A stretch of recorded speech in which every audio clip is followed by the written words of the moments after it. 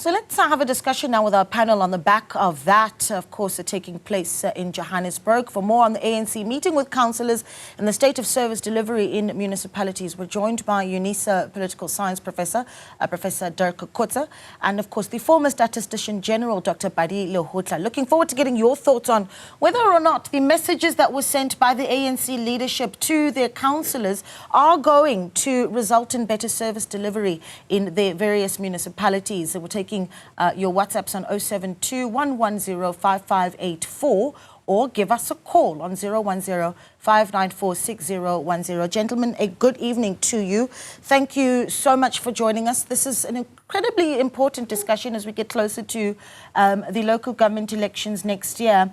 The president of the ANC essentially saying to 4,500 councillors, Prof, and I'll start with you, shape up or ship out. I wonder just, from a broad point of view, as you looked at, the various speeches that were given to councillors today, there was a sense that the message is being driven home, that it was a strong message from the president of the party, and if you think it'll land.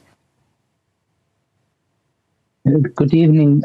Yes, it is indeed. I think the message was actually stronger than the message that President Ramaphosa delivered at the time of the NEC meeting just a few days ago now, over the weekend. So I think there is clearly a seriousness with the top leadership of the ANC. And what we've heard also is some veterans of the ANC, those who are not necessarily anymore in the NEC itself, but that plays a very important role over the years in the ANC. So it's more than a wake-up call. It's actually a warning that they have received from the ANC, that and very particularly from President Ramaphosa's side, that if they don't perform and if they don't change the ways in which they act as councillors, then they will. I think the message will be they won't be re-nominated. They won't be again candidates for in next year's election. I think that is possibly the biggest fear that many of them will have, is that they will lose their positions. And that can happen even if nothing else, even if they are still nominated, because the ANC is not assured that they can maintain their current position in the different local authorities.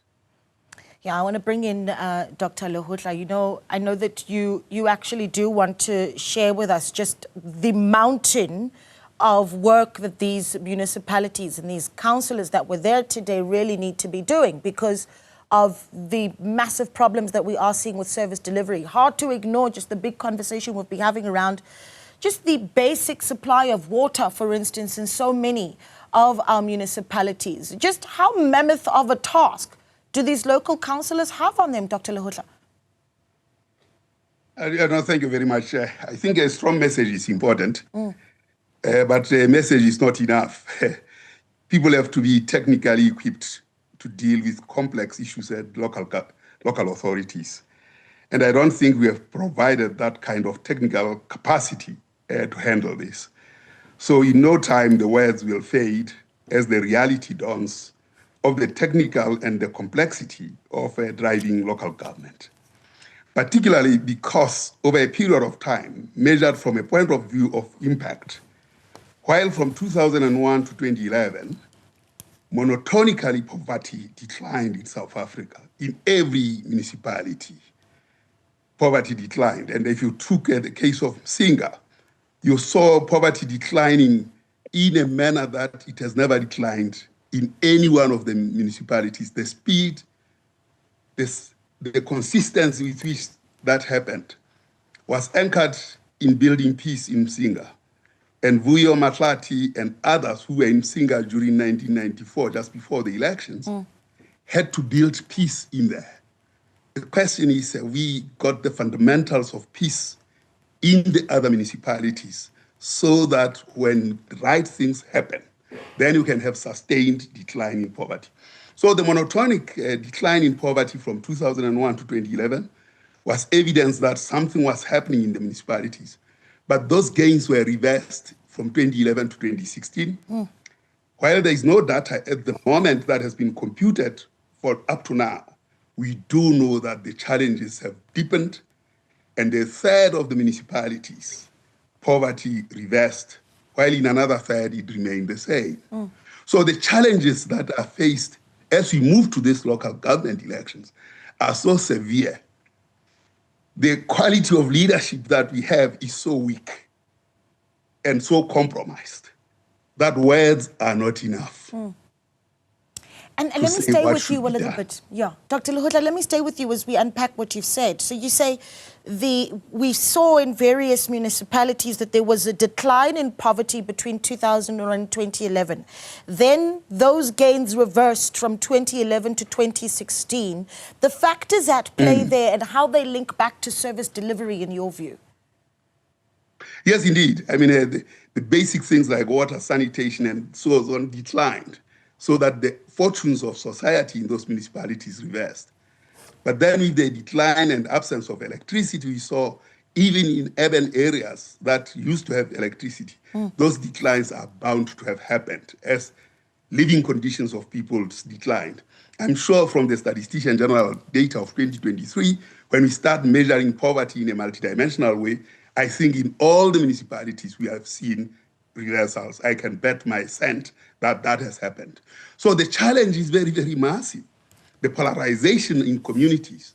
If you look at the Indulameti scenarios, we moved from a Gwara situation into a vulture nation. Now, can words reverse vulture nation? It can't. However harsh those words are. Yeah, interesting. Prof Kotza, I mean, what do you make of what we hear from the former Statistician General there, that this is the reality where service delivery is declining, you then have a growth in poverty rates, and as you respond to that statement, and then I'm going to just stack it on you just a little bit, Prof. We also heard the president of the African National Congress today using some interesting words, saying that competition is good, we need to learn from our competition, and making the comparison of DA local councillors and those of the ANC, saying we could possibly learn from the Democratic Alliance politically. What you make of that comment, and then we'll get into whether or not it rings true. Well, I must be honest, I'm quite surprised that President Ramaphosa referred to this or used this comparison. I think normally he was, in the past, he was still trying to present the ANC as capable of doing it on their own. I think by referring to the DA, he gave the DA a massive election campaign item in order to use next year. And I think the DA will very much use this in future as part of their campaign to demonstrate what is actually making the impact, even in the eyes of the ANC leadership.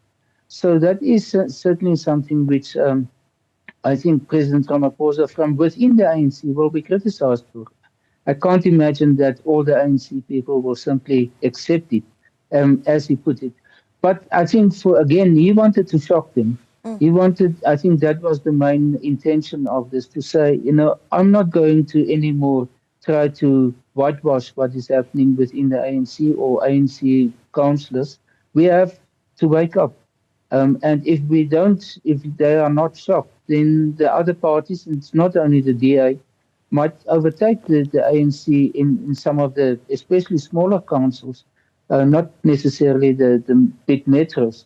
But I think this was the overall message of the ANC leadership that spoke, is to say, well, we can't rest on our laurels anymore. It is now either we pull up our socks dramatically, or otherwise we are not going to survive. The one point which I think, and the people who were not there, which I think is an important component of local government, is the officials. Because they are the ones who actually must do the work.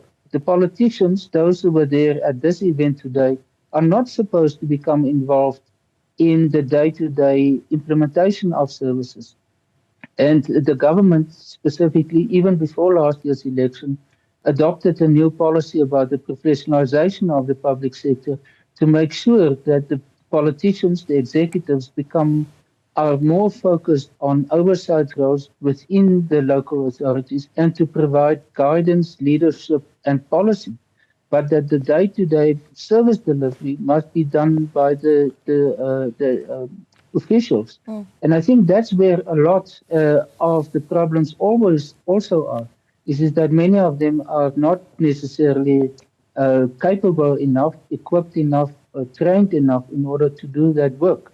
And then some authorities simply don't have the money to afford the officials, like, for example, city engineers, and other technical persons in order to do the work. And I think that is where some of the aspects, where some of the focus areas that must be attended to. For example, about how much money is coming from the national budget to local authorities. At the moment, it's only 10% of the total budget. And I think that's part of the problem.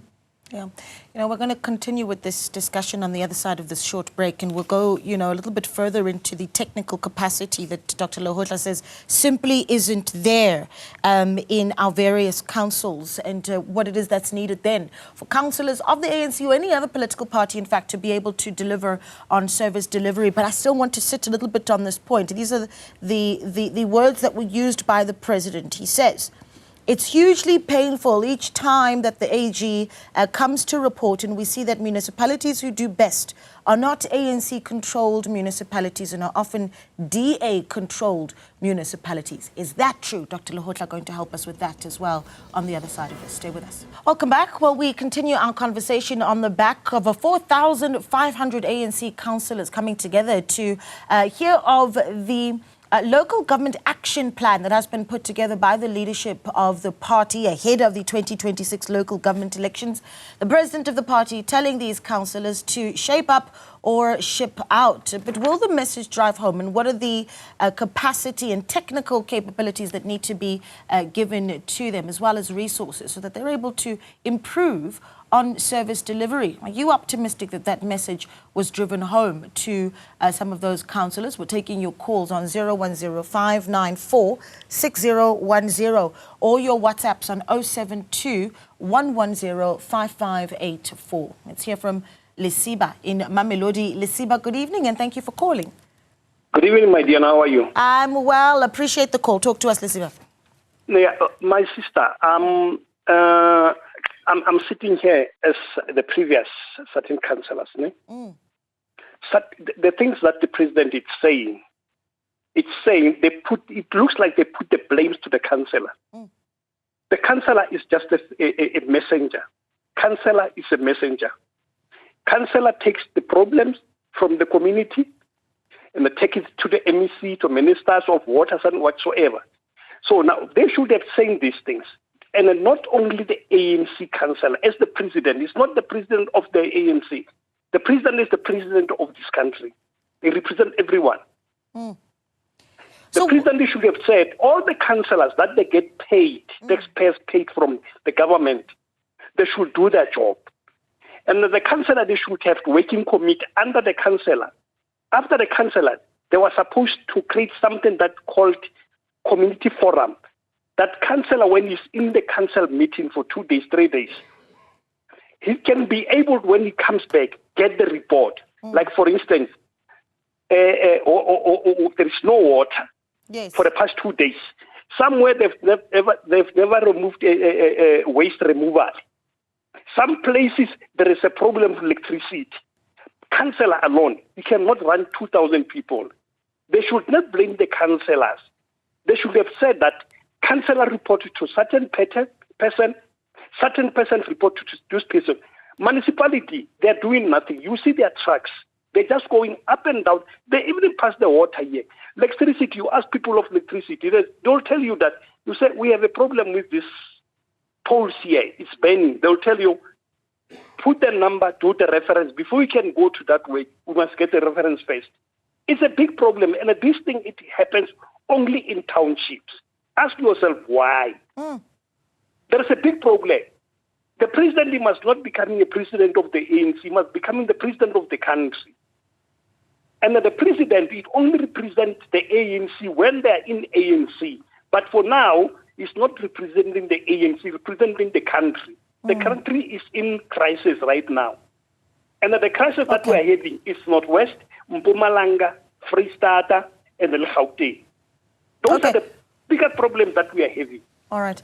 Lisiba, interesting. You know, I think we do actually need to sit on that part that you've made around the roles and responsibilities of councillors, right? And how much of the call to action from the party leadership today is political and not necessarily the tactile sort of, support that they need. But let's take a look at a couple of WhatsApps as well that have come in from our viewers this evening. We've got Gilabonye who says, hi, the only way service delivery can be improved is monitoring of projects in wards. The projects be given to qualified people who really know all about the kind of projects provided. The program of the MEC Salga visiting municipalities to control unnecessary allowance of top management, whereas low-class staff are earning less than their allowance. Money paid to service providers who deliver material which are not of quality, of which it leads to employee working, doing one thing for a long hour. Okay, so they're raising the issue of being able to work efficiently. Anonymous saying, good evening, the only way to improve service delivery is to remove the ANC from running these municipalities.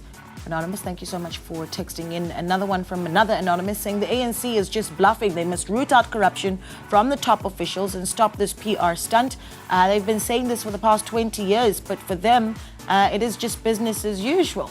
All they know is setting up commissions of inquiry and no one held accountable afterwards. Thank you. Anonymous, thank you so much for that. So let's actually talk about this performance issue, Dr. Lehohla. Again, the president, and this is going to be quite the reaction, I imagine, as Prof. Kutse was saying, about his utterances of DA-run municipalities versus ANC-run municipalities. But does it ring true? So statistically, what you find about one party versus another in how they take care of municipalities? Well, I mean, I have to foreground what you are asking, but sure. I think the president is correct to say what is right is right. Uwar Tambo said it's not everything that your enemy does is bad. You have to learn from him. And of course, there's no animosity, I think, in the government of national unity as parties come together, but I think the DA municipalities are performing better. I mean, if you think about Orania, I was invited there in 2011. And you look at the design of these guys. I was invited into their studio. They had the medical doctor, they had the engineer, they had the lawyer, they had the economist, they had all the disciplines that are required in a municipality. And Boshoff was just sitting there orchestrating the system. And you could see how the municipality works on the ground. I think I went back and talked to the Premier of the Northwest, of Northern Cape. I said, have you ever visited Orania and looked at their systems of planning? Even if you may not share the same sentiment and political vibes as Orania, but certainly there's something to learn from there. Let me step back. You know, the governor of the Reserve Bank says we'll grow at 1.7. That's what he thinks we could grow at 1.7% this year. The first quarter and the second quarter average is 0.4%. For 1.7% to be achieved in the country, we have to grow by 3% in the remaining 2 quarters. Now, we can't achieve that. And that shows the weakness of the planning. So the architecture or design of our governance in practice has collapsed. So it's not the amount of talking that will solve the problem. It's the capacity to plan, the capacity to have an economic system that works. The president gave everybody 350, 8.5 million people, mainly black people. The purchasing power of black people increased from 45% to 62% as a consequence of that. If you think economically, you would have used that money as a stimulus for creating jobs. Then you will start saying, now we are thinking as a country. Not that money to go back to white business and then increase the income of white business and make Fourie delusional around the employment of black people. And not one politician in the country said to Fourie of Capitec, you can't say that as a key leader in business, to say that people only have 10% unemployment. What I'm trying to tell you is this. There's just much hot air that is spoken. Even today, it's hot air. There's no serious fundamental planning that says here is future-proof, that the things that we want to do will be this way. There's no future proof in the Governor of Reserve Bank thinking that we can grow at 1.7%. So without that future proof and the design of our plans, the DDM is an empty shell, district development model. It has no cultural economic geography. When you remove culture and space from economics, you don't have economics. So when you see people being given 350 and all that money going back to white business, then you know that there's no economic thinking in this country. And if there's no economic thinking at the center, there's no economic thinking at the local government, where capacity even to think that way doesn't exist. So I think we have to sit back and stop howling and making declarations that are useless. You know, we did play the clip earlier of the ANC KZN convener, Jeff Radebe, who essentially has said that the party needs to ensure that they are capable and qualified councillors that are appointed. And, you know, it speaks to also just, you know, the point that you're driving there, Dr. Lehutla. The question becomes, is the talent there? Are the skills there, and how do they start to bring that in? Yeah, go ahead, Prof. Dr. Lehutla. I see you want to respond to that, yeah. Yes, I want to respond to that. You see, when I started the Center for Regional and Urban Innovation and Statistical Exploration in Stellenbosch, as early as 2010, I had realized this defect. And I talked to Salga and said, if you want your municipalities to work, bring them to that center. They should train with the statisticians so that we can derive a different culture in the country. At Stats SA, we have more than 110 MPhil people who now understand what cultural economic geography is. Unfortunately, they are not in the local government, they are in statistics. And the mighty organization continues to provide a relevant data that can help municipalities to work better. I went to Salga and I said, guys, take your people there to try and work with the statisticians so that our performance indicators, our planning systems, all these are coherent. None of them, only one person from Mpumalanga attended that program. Sure. So when you look at the culture around why we have to be competent, that incentive and appetite to be efficient and effective and observe things like the UN CIPA principles of, policy, sound policy making is central. And sound policy making means you have future proof and you have a foresight. Yeah. You don't have foresight, you don't have scenarios, we don't have any system of planning in the government. Yeah. Go and look at any department, they put files together and they think they are planning. Sure. It's worse at municipality. Yeah, that's a mouthful, Dr. Lehutla. Prof, I mean, what do you make of that very same question, right? Qualified, capable councillors. You've got the former statistician general said, well, here's a resource, and he says it simply wasn't used. And you heard the chairperson of the party today speaking about even the discipline, but it's one thing to talk about discipline, but there's the skills and the necessary tools that need to be given, Prof. Yes, I tend to agree with that. Local government is one of the most technical tiers or spheres of government in South Africa. And it is, when it comes to the type of decisions that must be made by the council, take, for example, the integrated development plan. It's normally, most places, it's a few hundred pages. It's very technical in nature. When you deal with planning purposes, spatial planning, and other dimensions of that, when it is about the management of water or electricity, you need people with expertise, with specific skills.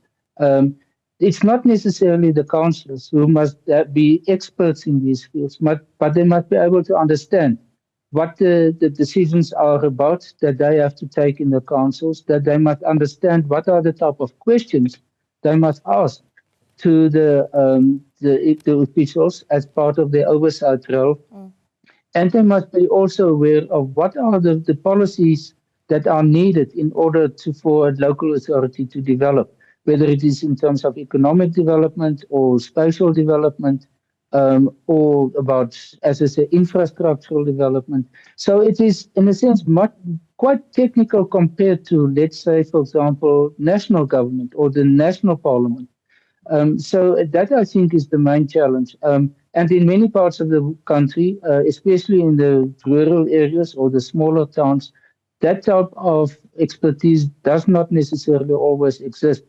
And that is where the district development model comes in. And I think the district development model is becoming impractical. It's been demonstrated that it's huge in terms from a spatial point of view, and it's not able to be able to coordinate all the councils within that district. So I think what we have to see is a revisiting of the entire system. Yeah. There is a white paper on local government that has been distributed to the public, and at the moment it's in the process of assessing the feedback that has come to it.